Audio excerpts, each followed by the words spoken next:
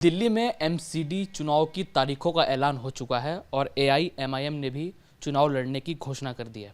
हमारे साथ बातचीत करने के लिए दिल्ली एआईएमआईएम अध्यक्ष कलीमुल हफीज़ साहब हैं। सर, पार्टी किन मुद्दों को लेकर चुनाव लड़ रही है? देखिए, चुनाव एमसीडी का है तो जो एमसीडी की जो बुनियादी मुद्दे हैं, स्वास्थ्य, शिक्षा और सफाई, इस पे लड़ेगी।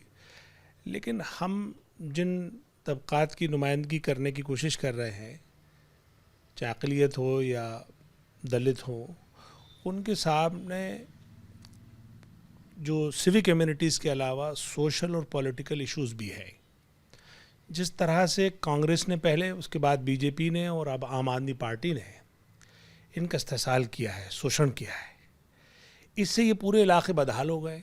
आप दिल्ली में देखिए, जितने कूड़े के पहाड़ हैं या नाले हैं या कूड़े के छोटे छोटे ढेर हैं, ये सब मुस्लिम इलाकों में और दलित इलाकों में मिलेंगे।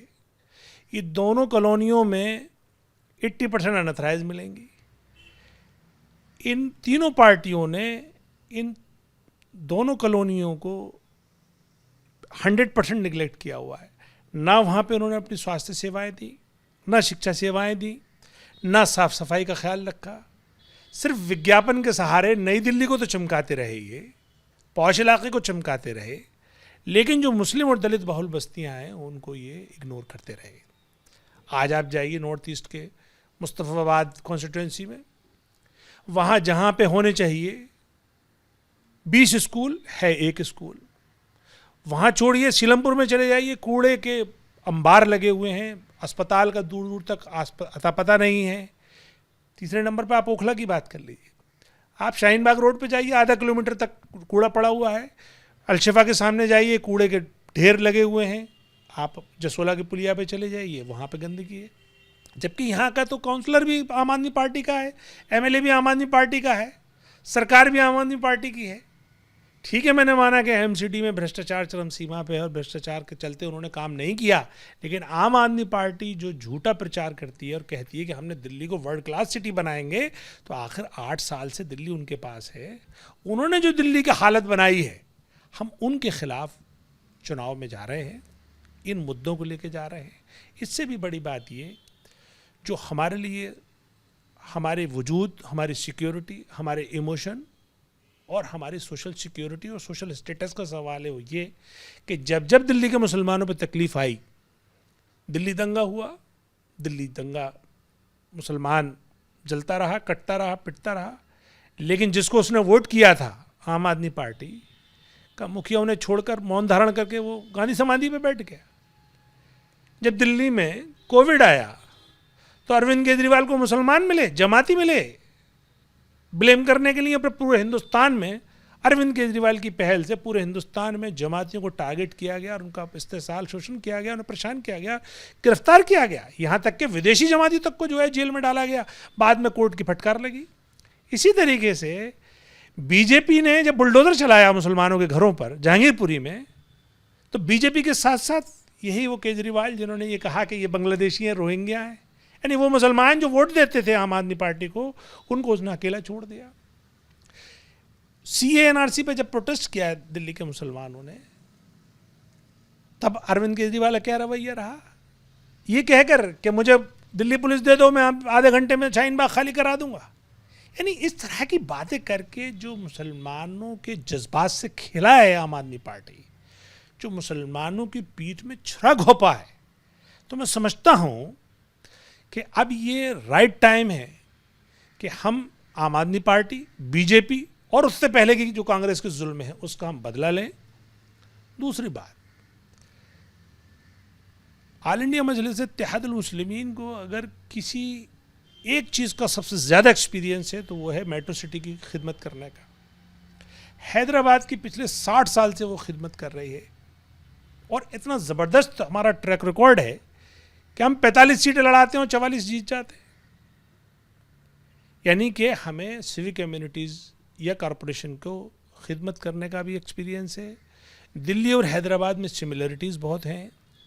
दिल्ली में जिस तरह से पुरानी दिल्ली, नई दिल्ली, स्लम दिल्ली, जुग्गी दिल्ली, इस तरह से हैदराबाद में भी है, पुराना हैदराबाद, न्यू हैदराबाद, सिलम हैदराबाद। कितनी सीटों पर एमआईएम ने चुनाव लड़ने का ऐलान किया है? नहीं, अभी हमने 40 सीटें आइडेंटिफाई की हैं और 40 सीटों में जो मुस्लिम दलित बस्तियां हैं, जो बिल्कुल ही बैकवर्ड हैं, जो दिल्ली की बस्तियां होते हुए भी अगर आप उनमें गुजरेंगे तो आपको लगेगा नहीं कि दिल्ली है, हमने उनको टारगेट किया है। इसीलिए सबसे पहले जो हमने 2 अपने कैंडिडेट डिक्लेयर किए हैं वो दिल्ली के मोस्ट बैकवर्ड वार्ड मुस्तफ़ाबाद विधानसभा का ब्रिजपुरी और करावर नगर विधानसभा का श्रीराम कॉलोनी, उन 2 के कैंडिडेट डिक्लेयर किए हैं।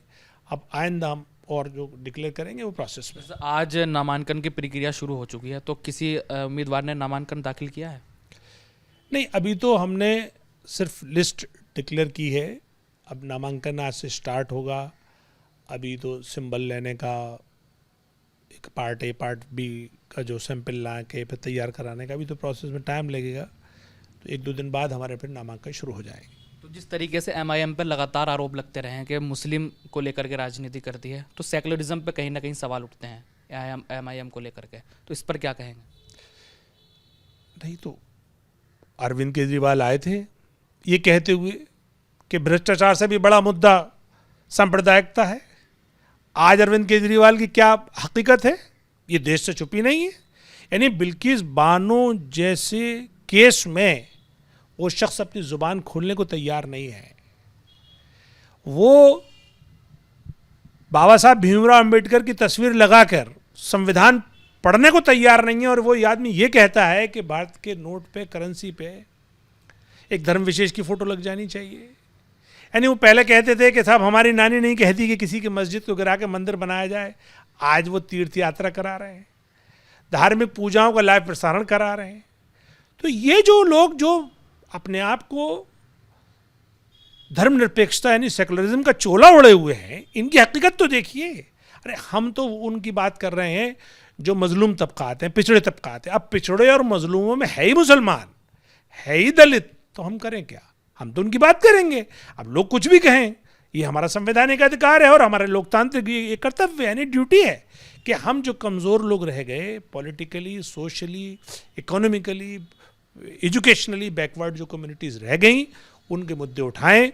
अब चूंकि एमसीडी का ये चुनाव है तो एमसीडी से जो रिलेटेड इश्यूज हैं, basic health, basic education, basic public hygiene, basic cleanness, इसको हम इशू को उठाएंगे और हमें उम्मीद है कि हमें दिल्ली की आवाम अपनी मोहब्बत और वोट से नवाजेगी। कितनी सीटें मानकर आप चल रहे हैं? 40 में से कितनी टारगेट जीतने का?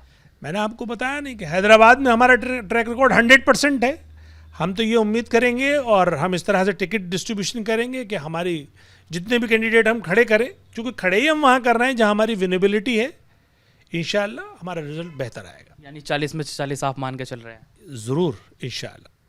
देखिए, बिल्कुल हमारे साथ बातचीत कर रहे थे AIMIM दिल्ली प्रदेश अध्यक्ष कलीमुल हफीज़ साहब, जो दावा कर रहे हैं कि 40 में से 40 सीटें जीतेंगे।